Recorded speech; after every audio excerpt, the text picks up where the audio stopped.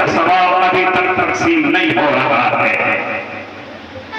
جب صرف سورہ اخلاص کا اتنا بڑا اجر میرے اللہ نے رکھا ہو تو پھر ان ماں باپ کے کیا کہنے جن کی اولاد حافظ قرآن ہوں، جن کی اولاد عالم دین ہوں، جن کی اولاد اللہ کے قرآن کو پڑھنے والی ہوں۔ اے اللہ کے نیک بندے، یہ خالی قبر کا مسئلہ نہیں بلکہ کل قیامت کے میدان میں اللہ بڑی عزتوں سے نوازے گا۔ ہاں، خالی عزتوں سے ماں باپ کو نہیں بلکہ خاندان والوں کو بھی نوازے گا۔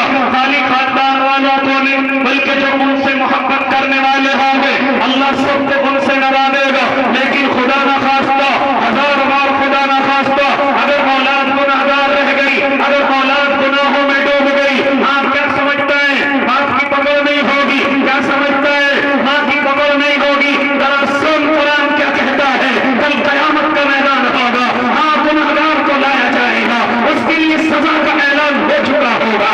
ہاں میرا اللہ سزا کا اعلان کر چکا ہوگا۔ وہ اس اولاد سے محبت کرنے والے، وہ اس اولاد سے محبت کرنے والے، اس کی طرف سے استادوں کو ڈانٹنے والے، اس کی طرف سے ہاں استادوں پر ہاں بے حرمتی کا معاملہ کرنے والے، دراصل جس اولاد سے اتنی محبت کرتا ہے جب اس کی گناہوں کی سزا کا اعلان ہوگا تو میرا اللہ اس کے لیے جہنم کا جب اعلان کرے گا تو یہ اولاد جس سے میں اور آپ بڑی محبت کرتے گے جانتے یہ اللہ سے کیا کہے گی؟